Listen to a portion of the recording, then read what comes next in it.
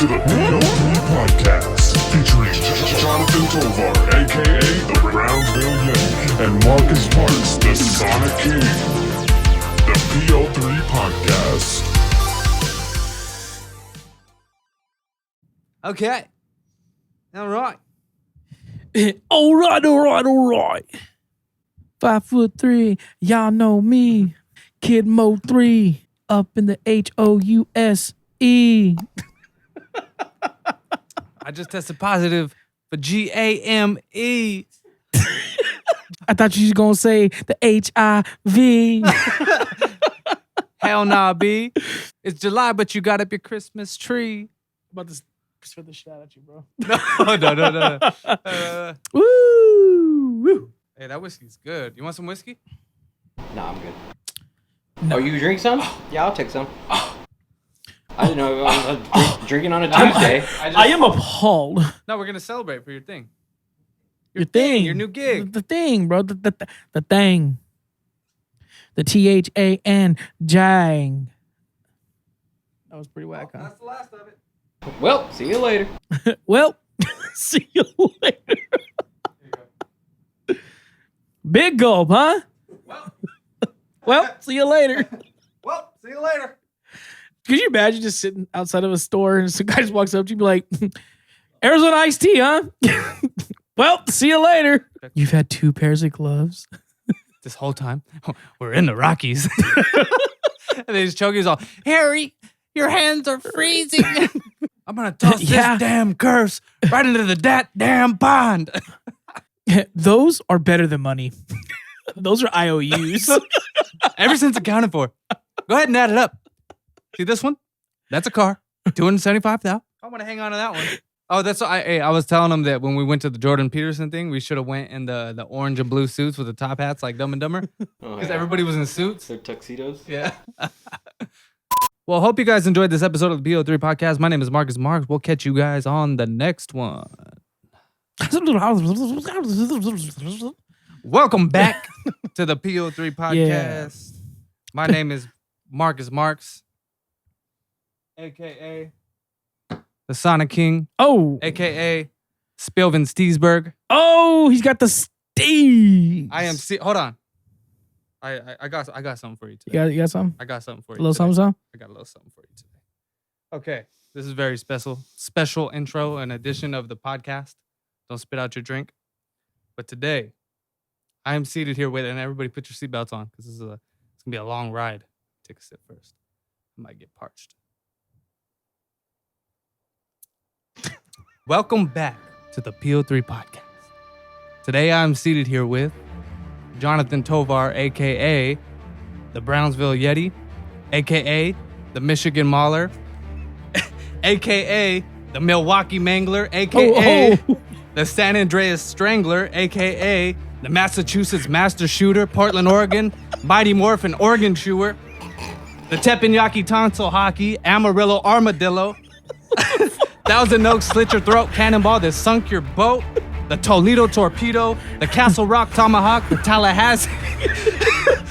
Tallahassee Trigger Happy, Mississippi Mad Assassin. Oh,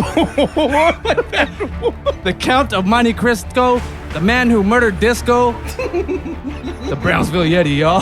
Brownsville Yeti.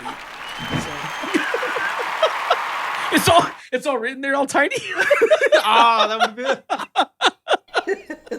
That would have been good. Oh shit.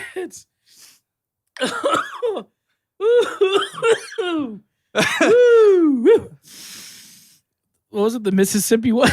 The Massachusetts Master Shooter, the Portland, Oregon Mighty Morphin Oregon Chewer, the Teppanyaki Tonsil Hockey. Did you write these down? Amarillo Armadillo. Did you make them up? Yeah. Amarillo Armadillo. Oh, dude. Thousand Oaks Slit Your Throat. 30 Caymans in a moat. 30 Mississippi Caymans in a what? moat. Cannonball that sunk your boat. The Mississippi one. Oh, okay. The Tallahassee Trigger Happy Mississippi Mad Assassin. Jesus Christ. All right, your next task, bro, is to make all that fit right here. I think I have to now. I had other ones too. I had the second way to skin a cat. The second way to skin a cat. Best friend I ever had. World's greatest fucking dad. Word is always ironclad. Dad now got promoted. Dad. The Casanova killer cobra. Oh, hey. How about I just watched that movie last night, bro. what? Dodgeball. That's a good one. Purple cobras. We will rock you. He's all. My favorite part is when he's sitting there in the thing and he's pumping up his thing, his little cup, and he's pretending to read the book. Oh yeah, The dictionary. I never heard about it, but I read about it in a book. In a book. He's all necessary. Was it necessary for me to drink my own urine? No, but it's sterile and I like the taste. No, but I do it anyway. Anyway, welcome back to the PO3 Podcast. My name is Marcus Marx, aka you know what it is.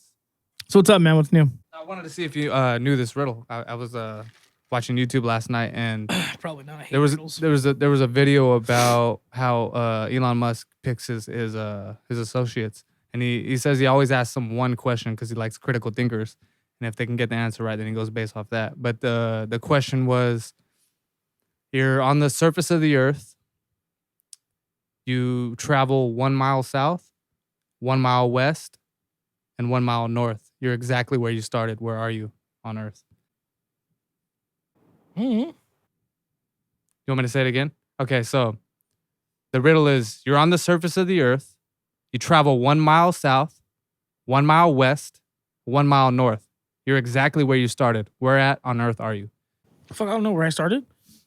Well, that's what I said, but that's not the answer. So you're a What's the answer? you're a mile west from your point, right? The North Pole. That's the answer. Oh, So when you actually see it visually drawn, it's actually No, not yeah, the yeah. only answer, but like the way you would do it, it like actually so when you actually go west, Yeah, you're going creating this like way. an Yeah. isosceles triangle, so you end up right back where you were. It's kind of crazy, but they say you could do that at the North Pole as well.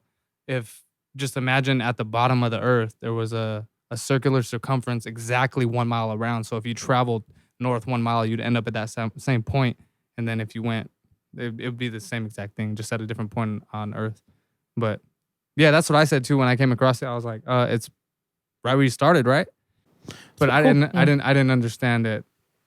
Yeah, I would never would have guessed that. I didn't. I guess 1 mile west of your starting point. Mm-hmm. That's what I guessed. I like if you think about it, like just like on flat, you go south, west, north. It's like a half square, right? Mm-hmm. That's what I thought. So your answer, right? If it was a half square, that's where you said.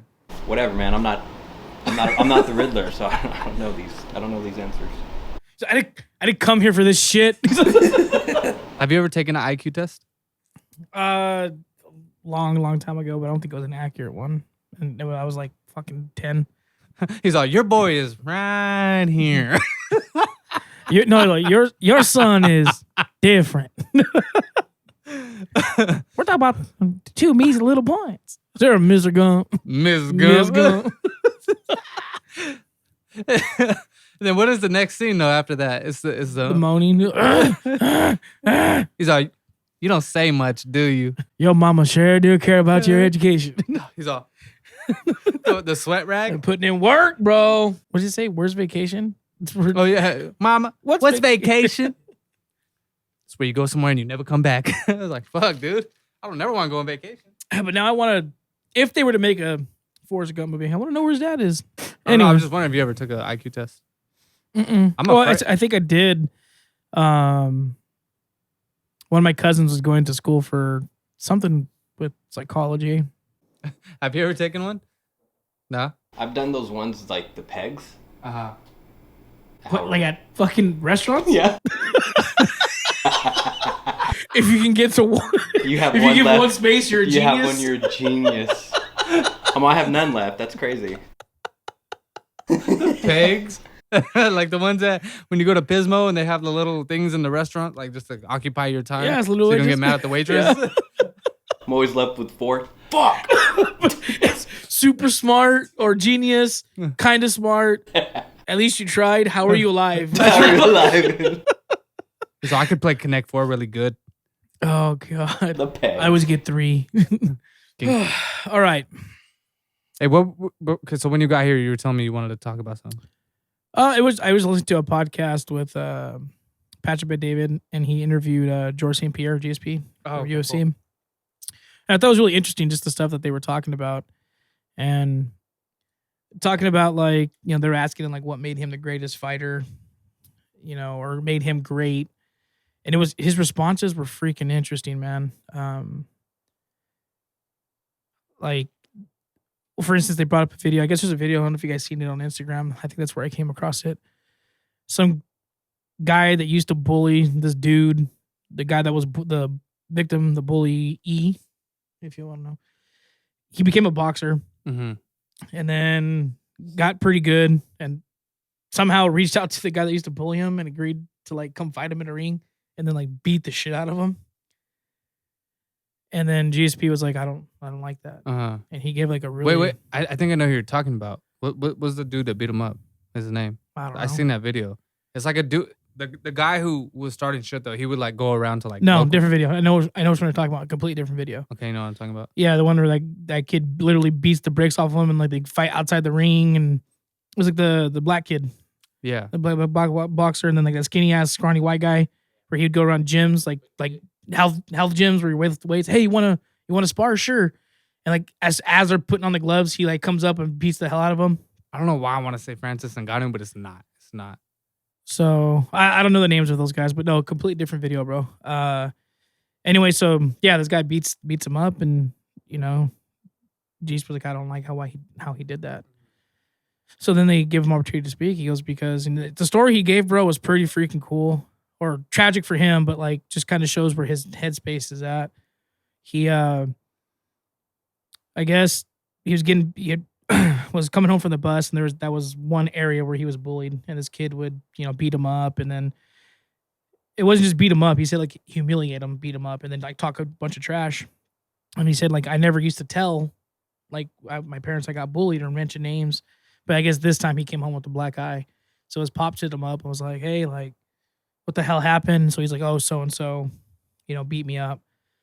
So his dad goes, because he said he lived in a small town, so everybody kind of knew everybody. So they went to that kid's house, and the dad answered the door.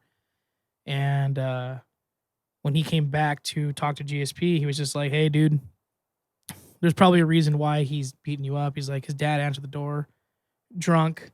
You could just tell by the environment in the house, it wasn't a good environment for children.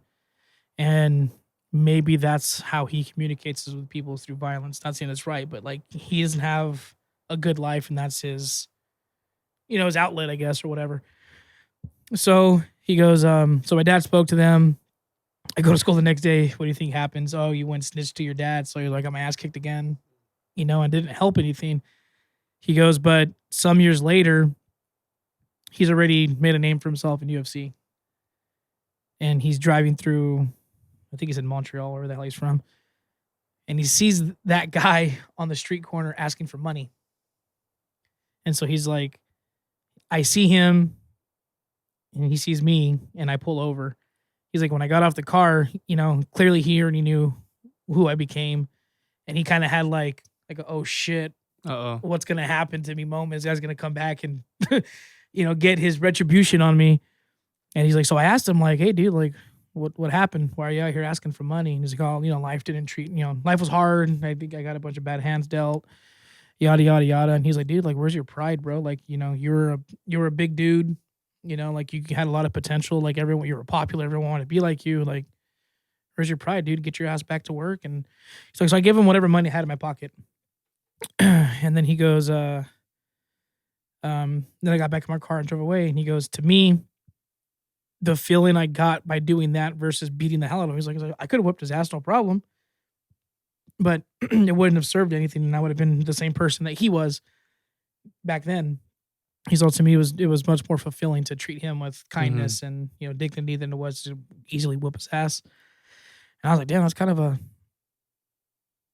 cool to hear, because I don't know, I would have that big of a, you know what I'm saying, like, oh, finally, bitch, you know, like I'm at a point in my life now where I can whoop some ass and remember all those years and, you know, put me through hell. I'm trying to think of what I would do in that situation. I would like to think I would, walk a similar path, but I don't know that I could, man, because sometimes I can be petty. You know what I mean? I've never been bullied, but I can only imagine the type of humiliation I go, because he kept talking about like his biggest fear in fighting was being humiliated. Mhm. And I'm assuming that stemmed from his years of being bullied. So for you to have that type of trauma and then now like, hey, here I am, now I can defend myself. And now I'm one of the best in the world at doing that. And for him to just be like, hey man, go find help. And then I guess the story came out that that guy ended up going back to his, years later, that guy went to his GSP's parents' house and was like, hey, is George here? And he was like, well, you don't live here no more. He's been gone for some time. He let him know I got a job. And it was his talk that, helped me out. And then a few years later, the guy was back on the streets again. But still, like, I don't know that I would have that kind of resolve, bro. Like, just to be. I think it would have been different if he hadn't had all that training, right? Obviously. Because he knows he could fuck someone up. That's not the issue. But, no, of course. But fucking him up wasn't the point. At least I don't think it was. Just like, he has the ability to get his revenge and chooses to be kind about it. Well, yeah, but that at that point he was already really sure of himself. Like beating somebody up, it wasn't something that he battled with anymore. That humiliation thing. He knows it's on the other side of the token now. I think if he was just a regular, he was just a regular civilian, he might have had something more to prove. That's probably a good factor. I just think, for me, I mean, would I be able to do that? Yeah, you got to ask yourself. I don't know. If I got to that level of fighting expertise, could I go to someone that made my life living hell and be like, no, I'm not going to do that? Or like, finally, I get my, I feel like MMA can humble a person pretty good. You know what I mean? So whether he's civilian or he's world-class fighter, well, I'm just saying, like, you were saying, like, if he was a civilian, like, he might not have that same, like, outlook. Here's the thing. I think if you're the type of person who wants to get into MMA, like if I were to get into it, I would go into it with a different intention. My intention wouldn't be to fuck you up. My intention would be to settle whatever it is that's going on inside me. And that's probably the reason why he didn't react the way that you would probably react, because of what MMA has taught him. You know what I mean? Yeah. So I'm saying, like, what point was he at that point? Like as a fighter, like we're talking black belt. Oh, he had a black belt by the age of 13. And like what, jiu-jitsu or karate? Karate. I mean, okay, so it's like the same thing. Like the way you rank up in like karate or jiu-jitsu, it's years in between belts. It's like a lot of training. It's like a lot of humbling, a lot of self-reflection. Like you're not going into it with the purpose of fucking somebody up. You're going into it with the purpose of like it's almost like you're trying to like reach enlightenment almost. I agree. Like it's kind of like, when you think about it, it's almost like contradictory, because you're going into it to learn how to defend yourself. And if you wanted to, at the end of it, you could literally kill somebody, no problem. Like you got to register your hands as lethal weapons and everything. But the funny part about that is, by the way, no, I'm just saying, but like the funny part about that is that you never want to use it. Like you almost would never use it. Unless you're going to use it as your career. Well, he kind of touched on that, and I'll talk about that here in a little bit.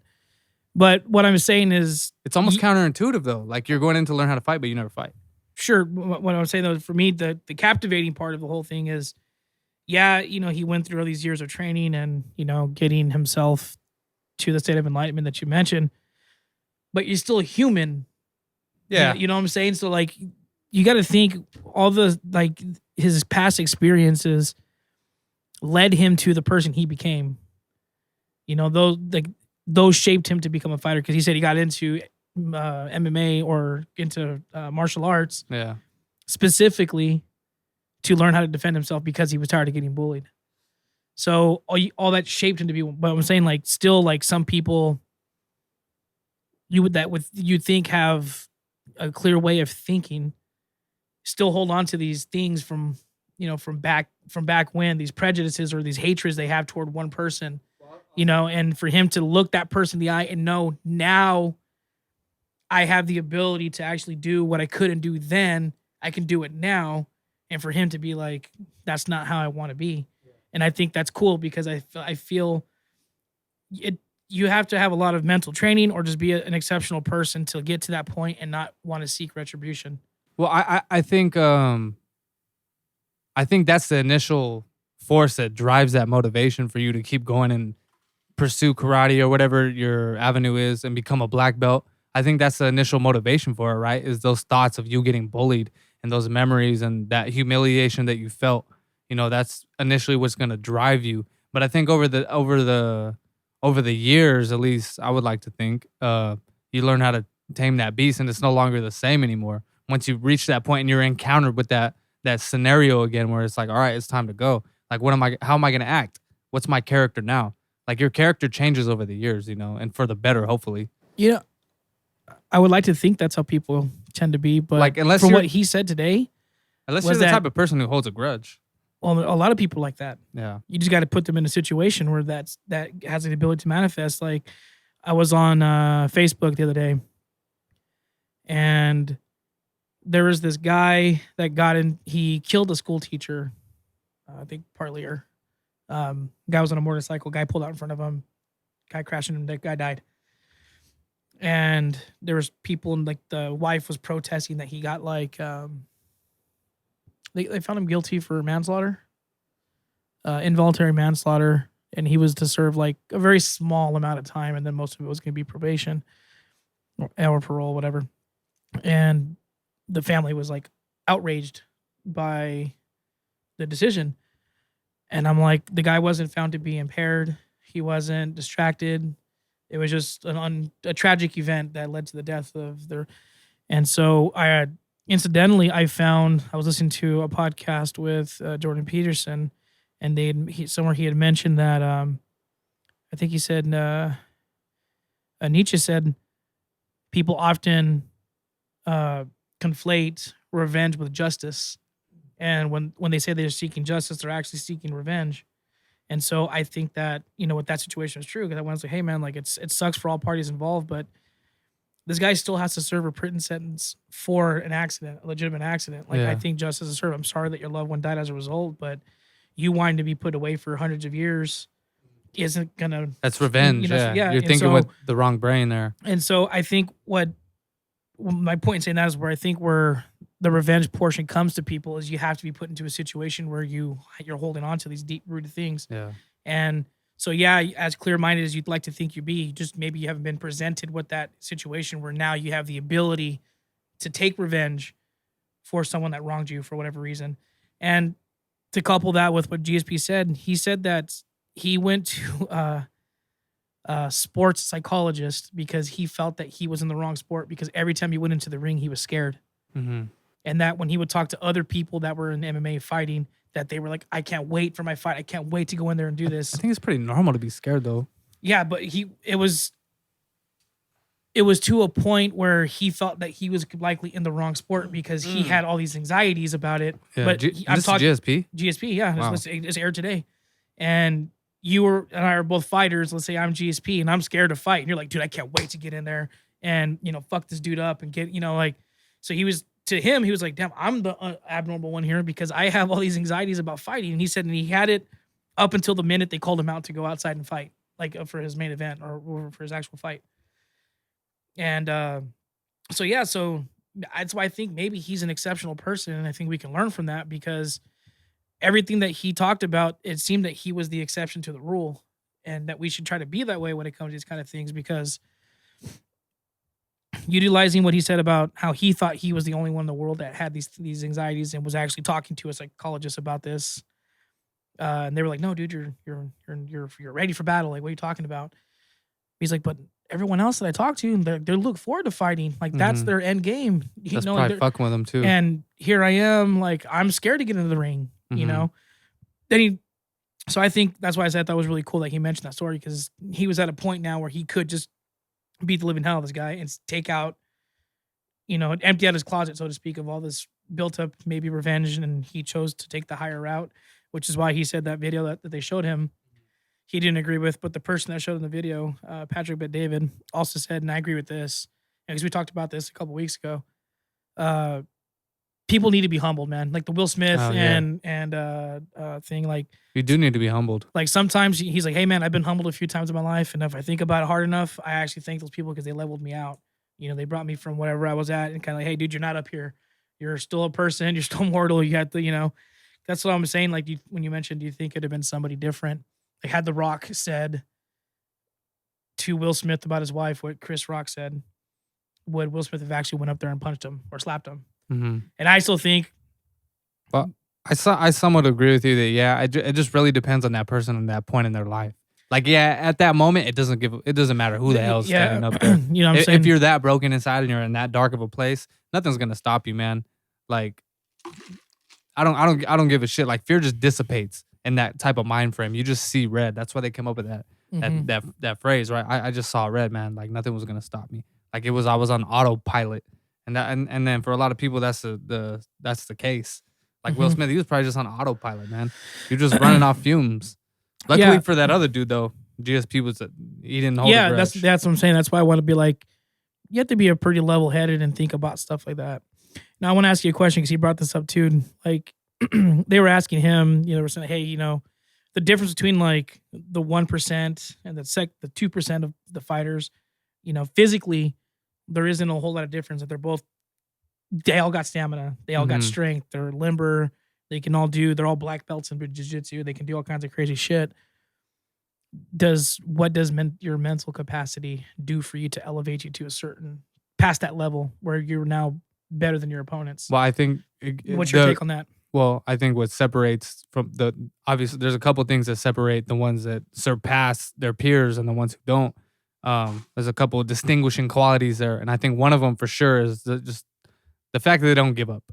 They just keep going and they keep putting in that work and creating that repetition and just doing it over and over where it becomes second nature. And then the second one I think is like the ability to self-analyze and correct and autocorrect themselves. You know what I mean? Like the ability to just look at yourself from a third person point of view and see what it is that you're doing wrong that you can improve on. And I think that, and then it's just part of like that personality. Like if you're just born with it, you're born with it. Some people just have that killer instinct, that primitive instinct to want to be better and provide or whatever. It comes from like a really primitive place, that competitiveness, right?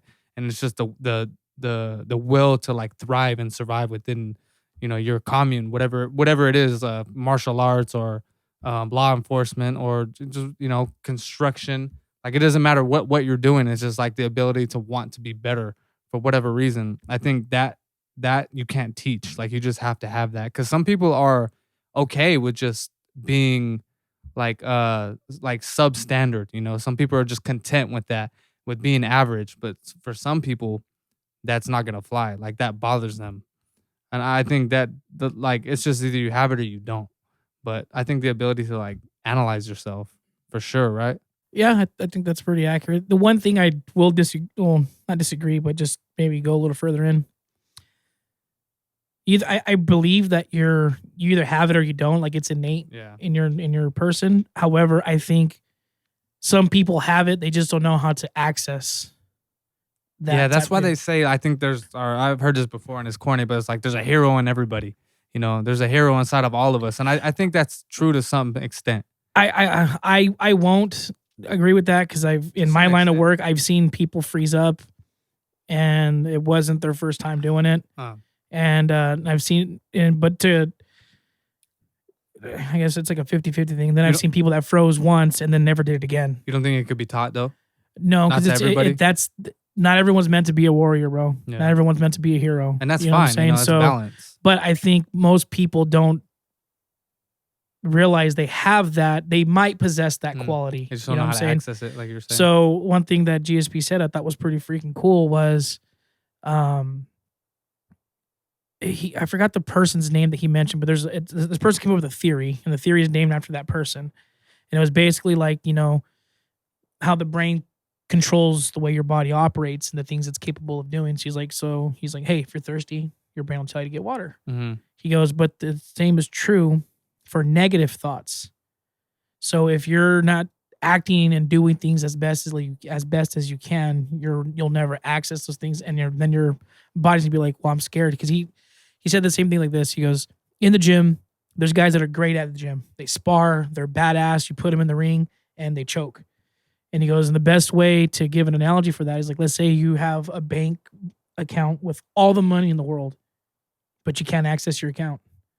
He goes, that's the same thing. So you have all this potential. You talk about confidence in that regard. How 100%. he's like confidence. He's like, if you have skills and you have confidence, that's where the magic happens. But you have to have confidence. So I think to tie that in with what I was talking about, you have to have confidence to access those hero qualities you may possess. But you have to have the confidence to actually go through and do that, and the confidence to analyze yourself, as you mentioned, the confidence to analyze and say, hey, these are my areas that I'm inefficient at. I got to become more proficient in them. And I think confidence comes really, really key in that. I'll say this about confidence. I think having somebody to act like be on your team and go and kind of like traverse your endeavors with you. That way you're not like alone, because I feel like having like somebody there with you actually plays a huge factor, because confidence building sometimes can't be done on your own. Sometimes you need somebody else to give you a little bit of a push. Like when we're at the gym, like, and we're sitting there and I'm trying to do like a heavy press on some dumbbells. I might not attempt that if I'm by myself, but if I have somebody spotting me, that gives me the confidence to be like, look, I'm going to go for it now. And he believes in me more than I believe in myself at this moment. But what it does is it enables you to allow to think a certain ways, like, and push past that mental barrier that a lot of people get stuck at, because I've plateaued before, and I've reached points where I was like, shit, man, it's like, do I just throw in the towel or, hang it up, or what do I do, But you can't think that way. Like you have to, I mean, you got to go through those moments, because that's actually what builds your character. It's like you have to reach the bottom, but your ability to get back up is what's going to like start molding your character. But like, I feel like if you have somebody like who's on your team and a good support system, like, cause that's what martial arts is really good for. It's like that support system that a lot of them have within that community. It's all positive. Yeah, that's a very, very good point, bro. Cause one thing that he did mention was that, his school life, he was getting bullied, He said he hung out with the nerds. That's the way he used his words. He's like, I was with the intellectual people. He goes, but of my group, I was the most athletic. So whenever they would find themselves in these conflicts, he was the one that was called to rescue, basically, right? He's like, oftentimes it didn't work out. Then he threw a little joke. He was Can you like, imagine that GSP getting fucked up? Yeah, and he was just like, he's like, actually, I have on the streets, I have a bad win record. That's on the streets, crazy. That's crazy. But he mentioned school life, bullying, all that stuff, and then he didn't get into detail, but he said his home life wasn't that great either. But he got into the gym, his dojo, and he said that's where he found his source of family, man. Yeah, he said like I had value there, like I was like me being there mattered, and he's like, so that's why I immersed myself so far into it, like it was everything for me, because that was one place where I had value in my eyes, And then he's kind of branched off on some other things that you don't realize at the time, only later in life when you reflect back. Yeah. He was just like, he's like, I felt oppressed, just during my life, right? And he Just in goes, general? and then you look back, I was like, I was born in Canada, like I was born into a developed country. I had the ability for my parents to pay for me to go to karate. I wasn't that oppressed, but you only figure that kind of stuff out later in life once you mature and stuff like that, but you're not going to see that as a 11-year-old, that you're born into a better situation than the majority of the world is. You know what I'm saying? So what is that for you? Like, what would you say is your what solidified and give you that feeling of like a drive, I guess, and like confidence? Do you have anything like that in your life that does that for you? Now? Yeah. Well, yeah. I mean, my girlfriend and the kids. Yeah. Like reading Jordan Peterson's book at about the time her and I got together.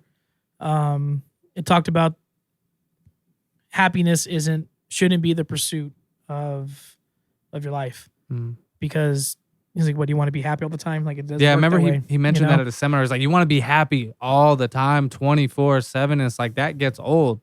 It's like, you want to know. The way he phrased it was really cool, because he said, no, I just want to feel less pain more of the time. And he said for him, the meaning of life is to find to have meaning, and typically meaning comes from responsibility. Well, that's why religion was a huge point in that, because people need something to gravitate towards and calibrate their compass. And yeah, I mean, I would say that was more toward moral compass, guide you in a path with morality. But he was saying like taking on responsibility gives you that sense of meaning, therefore gives your life a sense of purpose. So for me, I would say things change. Like now I'm not just living for myself. I have other people that are going to dependent on me to do certain things or not to do certain things. And so that's been a big change for me. But before that, it was just trying to, it's nothing for me mind breaking or mind blowing, but I just wanted to make money and I didn't have an education. You know what I'm saying? So it was hard for me to get a job that would allow that type of lifestyle that I've always, hey, I want to have, a quad or a side by side, or I want to be able to take these. I want to have a house this big and I want to have these types of vehicles.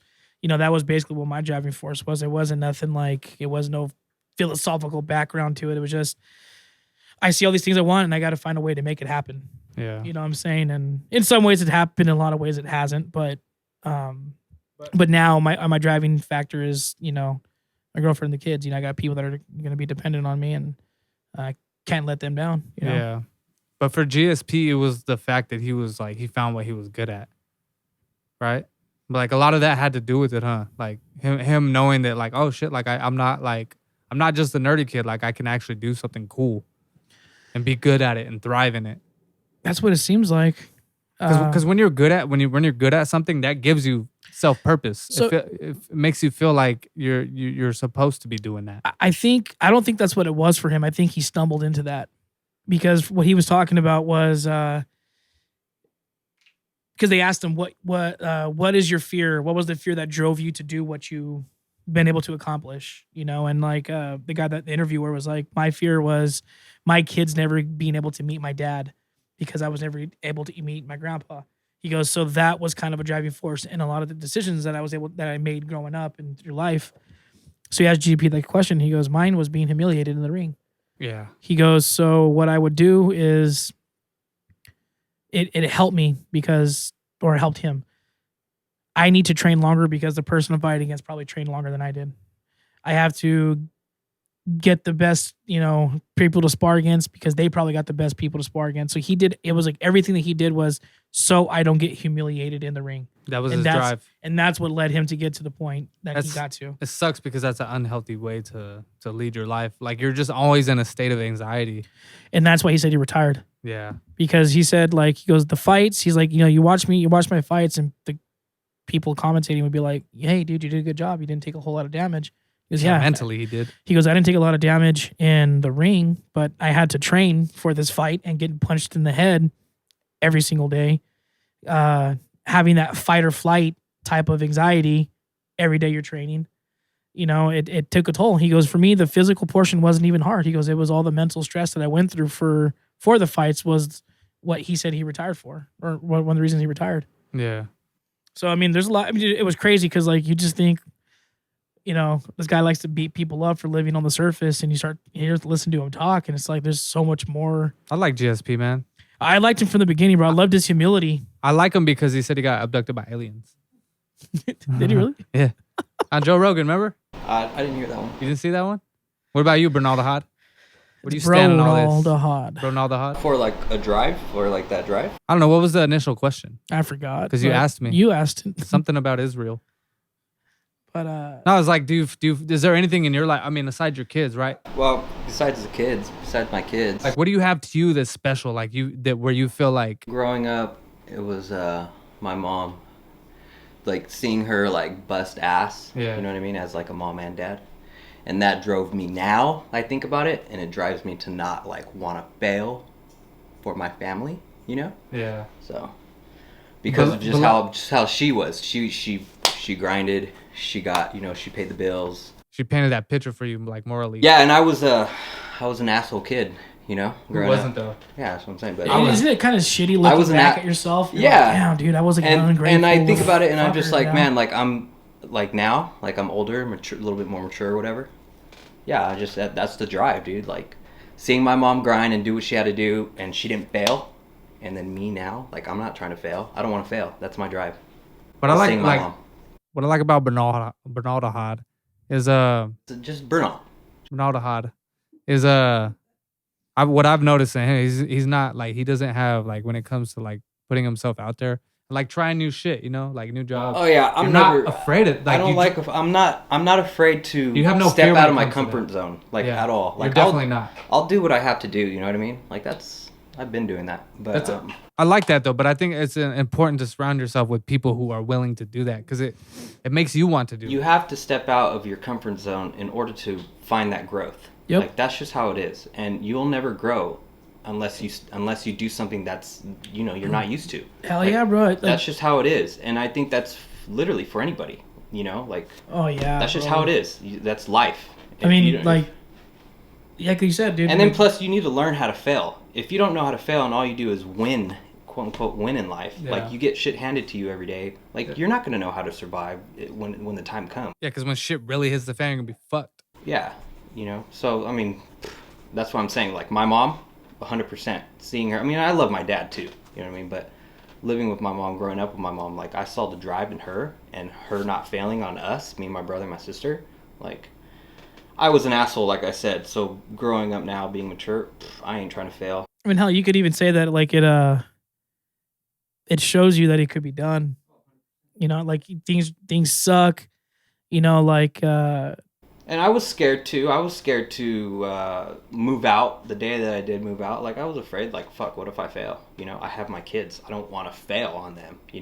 Where's my money? What if I spend my money on whatever and I don't spend it right, or I don't manage my shit right? So there's always these playing factors of just like, like you can't fail. Like you just can't fail at spending your cash. You can't fail at finding a roof for your family. Like you gotta just keep grinding. You gotta do what you gotta do. You gotta find work. You gotta keep working. Like that's the drive. It's just seeing it before with my mom and then having my kids now. That's just what it is. That's how it is. That's how it goes for me. Yeah, like watching your parents like go through shit when you're younger, because you're completely oblivious to it as a child. That's probably why we act out and we are assholes. Because we're completely oblivious to the fact that what they're going through, because you understand it, you're a parent, and I have no context on that. I don't have kids yet, and I would like to one day, but like, just the feeling that I get now of how I used to be when I was a kid, like, how the fuck ungrateful was I, What a prick. yeah, dude. I mean, like, that's what I'm saying when he's talking about. I was like, dude, doesn't it suck to see like? Bro, it hurts my fucking heart. Yeah, because it hurts. I said some fucking fucked up stuff. I did some fucked up stuff, and so like, looking back but it's good to look back and see who you were and then compare yourself to who you are now and to see the vast difference. I feel sorry for the people who don't recognize that and they just stay the same. Dude, there's a lot of fucking people out there that are like that, bro. Yeah, a lot of people that are out there like that. And one of the things, again, to go back to my boy Jordan Peterson, but he talked about like how he thinks self-esteem is BS. Oh yeah, because it's what? Because you're stroking your ego. He says because okay, what's a common thing when they have low self-esteem? They don't like themselves. What's something that someone usually says to comfort them? Fuck, I don't know. You're fine the way you are. Okay, yeah. He's like, no, you're not fine the way you are. He's like, especially if you're having these discussions at 15 years old. No, you're probably not a very likable person, but there's a lot of things you can do to change. You just have to want to do it. So I don't like the idea of what's the word I just said? That's almost like participation trophies. Kinda, he's like, so change. Like you're young. You should be one changing. You shouldn't be the same person, and for that you were when you're 16 at 26, and no one should be. They're not helping you by telling you you're fine the way you are, because then it's not gonna spark that upward mobility or that forward progress into becoming who you can become. Yeah, a lot of people failure to launch. That's what it is. Morally and like characterly. Like, is that a word? Characteristic wise. Characteristically, here we go. Yeah, characteristically, like it's just a failure to launch, and a lot of times it's because like there's nobody in your life pointing that out. Is it because people are like giving them false validation. It's like, no, you're fine, dude. Like, it's everybody else. It's not you. It's like, yeah, you know what I'm saying? And in some cases that might be the case, but oftentimes it's probably you. That's why I like the saying, like, if you go home saying, man, that you're surrounded by assholes all day, you're probably the asshole. Yeah. That's why I like that saying. Because I used to be like, man, fuck everyone. Like, everyone sucks, bro. Like, bro, I sucked. You know what I mean? Like, I was the fucking problem. And in a lot of cases, that's still the fucking issue. But it's like, you have to recognize it and work on it and make a conscious effort to like change it. Because if you don't, you're just gonna remain plateaued, bro, and then you're just gonna be miserable for the rest of your life. Yeah, I agree. That's Speaking of that, Jordan Peterson, why don't you come on in? hello. I wish I could. I was good at impressions, bro. That So shit would be I can't do hella his. But a lot of the comments that people don't like about him, or a comment that people often make that don't like him, is that he sounds like Kermit the Frog. I could see that. I So could see that. when I heard it, I was like, "Fuck." I could see that. But I like him, so fuck you guys. No, Jordan Peterson is he's a rare guy. Not a lot of people think the way he thinks. I think a guy like him is like once in a lifetime. Dude, well, I think everything you just said, plus the fact that it seems either he's the greatest liar in the world or he genuinely cares about Fuck no, people, bro. yeah. You know what I'm saying? Like, those are the only two options that exist, and I don't think it's the first. Yeah. You know, it's very rare to see someone as genuine as he tries to be. Yeah. And Genuine is hard to come across, man. Nowadays. oh yeah, and it's something that we don't value enough. and dude, like, I think when I told you that he taught at Harvard, and you said something about that's a flex. Yeah. Humble. He mentioned that he lived in the States on one of his podcasts, right? And one of the people that commented on the video that obviously follows him stated he said he lived in the States, didn't state why he lived in the States, but it was because he was teaching at Harvard. Didn't go down that route and be like, here's a flex for you. I lived in the United States because I was teaching at Harvard. Just said, nope, I was living in the United States. Well, you taught there for a little bit, right? Oh yeah. My tenure. I got my tenure there. Oh, Yeah, shit, tenure yeah. down? You're just on vacation right now? It's on sabbatical or what? There you go. Okay, is it 10 year or 10 year? Tenure. Tenure. I thought it was 10 year. No. Like 10 years? Yeah. No. You think, I don't know. I think every school has their own requirements for tenure, but. I didn't. Tenure. Tenure. Pan or Pam? Pam. The D sign. Pam. Pan. Pam, I can help you. Shut up. Shut your mouth. Coming off stupid. You're coming off stupid. I'm coming off stupid. You're the one who came to an interview for a janitor job in a tuxedo. Hey, and then he's all, I think it's Pam. Because I'm from behind him. I think I can help you with that Pam dilemma. Hey, how about they put Forrest Gump on Netflix finally? No, I did they really? Yeah. That's cool. I Was bought it a long time ago on I have it. Amazon Prime. Yeah, I have it too on PlayStation. Just so I can watch it wherever the hell I'm at. That's the one movie I can't quote. You can't quote that movie? Really? It's like the most quotable movie. I cannot quote that movie. I feel like I've done it with him before, though. Nope. I've always been there when you guys quoted that movie. And you're like, I'm just like, Bro, every time we go to Bubba Gump's and like yeah, no, that's the one movie I can't do. anytime we go to Bubba Gump's and like Morro Bay and they give the little test, mm-hmm. Oh, yeah, I know. it's a wrap. Same here. But they only give you like a few questions on the stupid menus. It's a wrap. It's a wrap. I could probably do pretty well on a Breaking Bad trivia questionnaire as well. Same. I watched that show a lot, bro. We were watching this show called Am I Bullshitting or something like that on Netflix. And basically, like, whether or not you know the answer as a contestant, it's up to the crowd To or decide. or the people on the panel to decide whether or not you were telling the truth or you were bullshitting. And so even if you don't know the answer, you got to explain why you think it's the real answer. Mm-hmm. And one of the questions was like, in Better Call Saul, where was he managing at whatever post or in the prequel? And it was like, Cinnabon? was it at a Sbarro? Was it at a Cinnabon? And blah, blah, blah. Gave the wrong answer, but she was trying to bullshit it. I was like, lock that shit in, man. That's Cinnabon. Yeah, Cinnabon, yeah. all day. All day. I got really into that series, and then the second season was up at the time all they had up to, and then I just stopped watching after that. That was a good show though, Breaking Bad. I'm watching it right now again for like the 7th time. That's a good show, bro. And it was funny is like every time I watch it, I see something a little bit different that I didn't catch the previous times. The more we watch it, the more we hate Walt. Bro, that's how it was, dude. Like the first 2 times I watched, I was like, dude, it's just a guy trying to help out his fam before he croaks. And Second then time around. I'm just like, third time, I'm like, okay, now I can see why Skylar's a bitch, but she's not really being a bitch. She has a good reason. And then like the last time I watched, I'm like, dude, that's right, you died. No, I was kidding. Why don't you just die already? Yeah.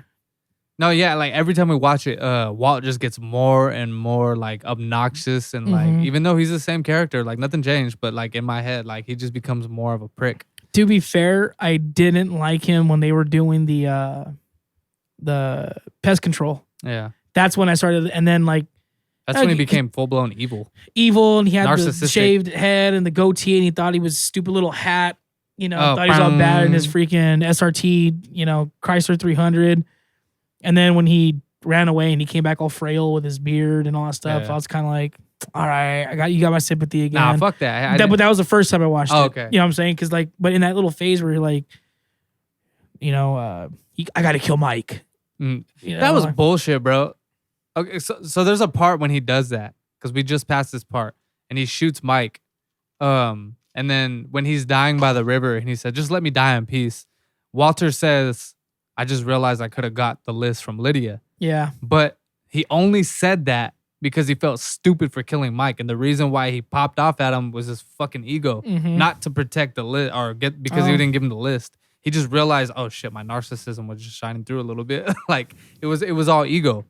Because I never took that. Well, because with a guy like Vince Gilligan, everything is intentional. Like the way the characters are acting, like there's so many Easter eggs in that show. But when he said that, you can, if you really study his mannerisms, you could tell he was just he felt stupid for saying that. So he was like, oh, I just realized I can get the list from Lydia. But he knew he fucked up. He's like, shit, I just killed another guy. For no reason. I didn't need to kill him.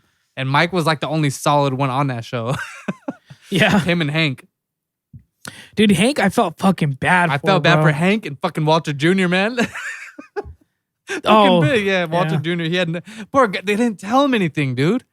They kept him in the dark the whole time. And like even Hank, when they're having dinner at the restaurant, when he finally catches Walt, and he's all, we don't want to put this on Walter Jr. He's been through so much this year already, and to lay this on top of that. And Hank's like, I don't give a fuck. We're gonna tell him, and he's gonna find out when I bust through your door and put your ass in handcuffs. Yeah. And like Walter and Skyler, they're like trying to baby him still. It's like, let the kid know. Like he's already gonna graduate high school. yeah, come on. He's not a bitch.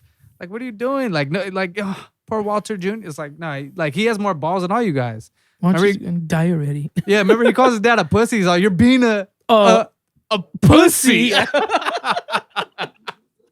That shit was hilarious. I was like, fuck yeah, Walter Jr. Yeah, I felt bad for Walter Jr. Jesse, a little bit I felt bad for. Dude, he got the shit end of the stick the entire series, bro. Like, yeah, he cried a lot, but human. Yeah, he was a bitch majority of the time. Bro, but if you just think about all guy. the shit that happened to him, like, all right, so Walter killed his girlfriend. Well, he didn't kill her, but like he didn't help her. He could have. He just sat there and cried himself, and then let the kid wake up to a dead body next to him. Oh, shit. Freaking, they killed his new girlfriend in front of him. Bro, that's twice Walter just got him fucked on a relationship. When Jesse's like, they make him a slave for their meth little empire toward the end, and they're like, he's like, I'm not gonna cook no more. He tried to escape, so to punish him, they went to her house and shot her in the head. And they're like, she's like, is Jesse here? He goes, yeah, he's right over there in the car. And she like walks past the redheaded guy that kills the kid. Todd. Yeah, and he shoots her in the back of the head. And they're like, hey, you don't want that to happen to the son too, No, yeah, I did feel bad for Jesse, because at the end of the day, he was naive. That's what he was. He had too much loyalty to the wrong guy. That's what Mike said. Remember? He's like, you got loyalty, kid, but it's just for the wrong guy. It's too bad the kid here doesn't see it. He's like, you're trouble. He's just a ticking time bomb. He's like, I do not intend to be around for the explosion. Then dude, like his. He was good, bro. They had their little with Gus Fring. Oh yeah. I felt bad for Gus too, because Gus's shit was running like clockwork. a well-oiled machine before this fucking bastard came along, bro. Yeah. Like he started fucking up like the headache. You could just see it. It's like when Obama went into office, like all the hair just went gray. Bro, all the hair just went gray, dude. And Gus is like, bro, fuck Walt already. But Jesse wouldn't let him kill him. Oh God, dude. I'm not gonna lie though, bro. When that bomb went off, bring, bring, bring, bring, bring, bring, and the fucking bomb went off. You know who does the face the best? Sean. Yeah. Yo, FaceTime him. Tell him do it.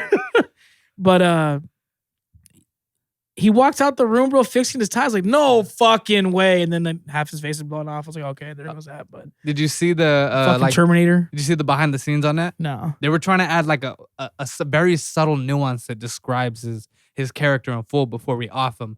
And he was like, what can we do to like accentuate this scene right here? Like how can we accentuate his character, Gus Fring? He's like this really careful, intellectual, like madman, like Kingpin. How do we make that come across on screen? There's like, I know, just have him fix his tie. So when he comes out, they're like, all right, when you come out, we're gonna do the CGI and shit. I just want you to fix your tie. Like you're at the end of the day, you're still a businessman type of shit. And that was like gangster. I was like, no way, bro. He's Terminator that whole bomb, like, and walked out. But no, he didn't. He died. Go ahead. I was gonna say when she was that bomb you? We have nothing to worry about, or some shit like that. No, he's all. Was this you? He's all. I won. Oh yeah, there you go. Yeah. Fucking egomaniac, dude. They shouldn't have called the show. They shouldn't have called the show Breaking Bad. They should have called it Liar Liar because that's all he's doing the whole time. It should have been Jim Carrey playing his ass. You stupid. No. Cranston did a great job. Fuck, bro. He did a great job in that role. Like, he's so good at acting. You actually believe that he's a really good... you actually believe he's a really bad liar. Hold that thought. Remember Bernal at EDC? Yeah. When he came out to Above and Beyond? Say my name. He came out? You're goddamn right. He's I like, think I told you that. He's a Walter White. Yeah, I told you that. I have that video somewhere. Brian On one of my old Cranston phones came out on my live computer. on stage and for Above and Beyond. Because the song's called Walter. It's called Walter White, isn't it? It's called Walter White. Oh, it's a bad song too. And he comes out. It's like the stage gets black and it's just calm. Then you're like, he's just all say my name. I feel like they could have given him a different White. name. He's like, what? He's like, goddamn right, Walter White, Above and Beyond. Then he pushes the button and it's like, bum bum. It was tight, but he's like, Walter White. It was bad. Care to guess how much that company is worth now? Jesse's all millions. He's all billions with a B. Billions. 2.3 billion as of last Saturday. I check it every week. He's like, and I sold my son's or my family's future for $5,000 or whatever. $5,000 worth of stock at the time. You know, my favorite part. That's actually kind of where I feel bad for his ass too, though. It's like, damn, bro, like you were one of the leading engineers or scientists for that venture, and then you got your girl pregnant, so you made the decision at the time, not knowing that you would have been a billionaire and wearing those stupid brown cashmere sweaters at the party where everyone's wearing tan. Yeah. Yum noodles. I thought they outlawed these years ago. He's like, what is he, 8 years old, opening all the gifts? No, I know. Like in front of everybody. I kind of hate that shit though, I hated bro. it. No, it was perfect though. That's how they wanted it to be. They wanted to be like, who the fuck is this guy? You know what I'm saying? Yeah. My favorite part though, and I want to insert the fucking clip right here of when they're in the RV out stuck in the desert and the RV dies because Jesse left the keys in the ignition for the duration of their cooking, which was like 2 days. There's supposed to be a red light, yo. Yeah. He's all, and he comes with the brilliant idea to like make a battery. He's all, you said it yourself. He's all, what? A robot? Yeah. He's all, no, we're building a battery. He's all right, and what? And then he's gathering all the pieces and stuff, and he shows him the wire. He's all, and what? He's all, he's all, what lovely element are we going to use to conduct this lovely current or something like that? He's all, wire. It's fucking copper, dude. And he just looks at him like, there's no hope for this dude. Oh man, that was a good part. That's probably my favorite part within the whole Breaking Bad series. Just wires. Damn, that whole show, dude, was just full of crazy crap, dude. Love it. The dude melting through the bathtub. I still think, you fucking idiot. He's all, why you have me going out getting these containers when there's a perfectly good tub I could use? What were you asking me about the tubs? The stupid tubs you asked me? I still think they should have kept Tuco in a lot longer. Yeah. Tuco was badass, bro. He was a lot though, bro. He was a lot. Like he snores it. He's all tight. Start shooting cows and shit when they're out in the desert. My favorite part is what does he say? When he fucking says, he's all, just remember who you're working for. He turns around, like, I can't speak for myself. He's all, are you saying they're stupid? Oh yeah. He's all, and then So you're Heisenberg's saying all, I'm stupid? he's all, hey, Tuco, why don't we just all relax, you know? He's all, Heisenberg says relax. He's all, I'm relaxed. Relax. And he literally fucking beats him to death. Then he gets mad at him for dying. So you can't take an ass beat. Then the cousin Gonzo gets his arms chopped off. He's all, we can't do him like that, eh? We can't leave him out here with rats and buzzards and shit. He's all, Tuco just looks at him. He's all, I don't know. I'm just saying it's not very Christian. Fucking idiot. I thought it was funny. And then when he goes in was a what do you call it, potassium bromide or the little bomb out of the crystal that he made? Fulminated mercury. There you go. And he's all, a little tweak of chemistry. Oh yeah. He's all, hey, what is that shit? A little tweak. Fulminated mercury. Little tweak of chemistry. Yeah. I was like, okay, looks like math. He's all, orale. Gives him his money. Yeah. He's all, sometimes you gotta rob to keep your riches. Hey, that was a pretty gangster scene. I think that's where it shifted for him. Like, he was no longer a pussy at that point. Like, he went from, because he was fighting that the whole time. Like, the reason why he was doing what he was doing was to, like, validate himself. Because his whole life, like, even Hank was always giving him shit about just being a square bear from Delaware. Yeah. You know what I mean? Like, he was just like, it's just Walt. Like, there's You know no... when he handed him his gun in the very beginning, like the first episode? To be honest, it is Hank's fault. He showed him the video. How much is all? About 120,000 or something like that? He's a pretty good haul. Wow, that was a good show, man. That was a really good show. Yeah, this is literally like the 6th, 7th time we watched. Like, I try. It's to the point now where I have to put like 3 years in between because I remember every single thing on the show. I want to be able to forget and remember it again. It's me and Friends. Oh, you like that show? I fucking love that show. Never seen it. You seen Friends? Yeah. It's like one of my favorite shows. Cause he's my best friend. You're stupid. That's a whole nother podcast right there, talking about Friends. Fuck yeah, bro. Why don't you guys make a Friends podcast? You want to just jump in? You can talk about it.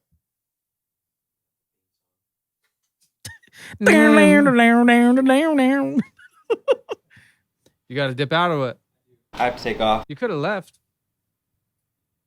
I appreciate you sticking around. I appreciate you guys. Just wanted to have some whiskey to celebrate your My accomplishment. your accomplishments in life. For sure. We done then or what? Yeah, we're done. You want to be done? Yeah. Okay. Spilvin Steesberg. All right. Well, this has been another episode of the PO3 Podcast. You want to lead him out? No, I don't know what you say. Welcome back to the PO3 Podcast. I hope you enjoyed this episode of the PO3 Podcast. I just like the music.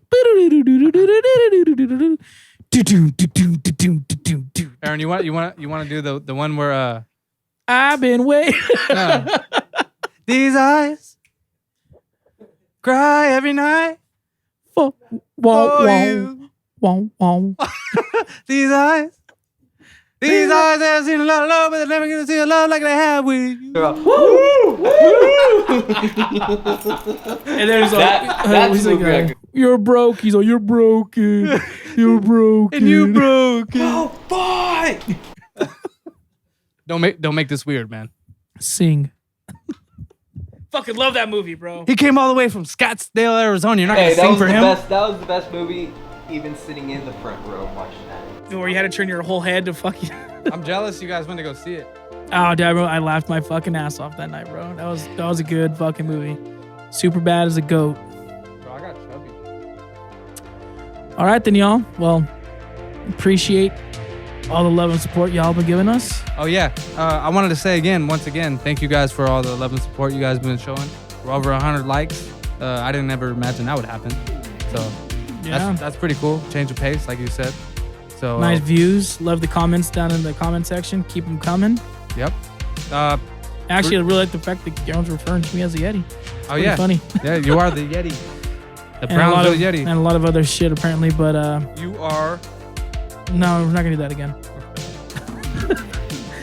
Anyway. The Tallahassee. You got to do that. Oh yeah, should I put it?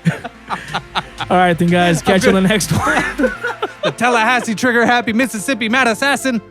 All right, catch you guys in the next one.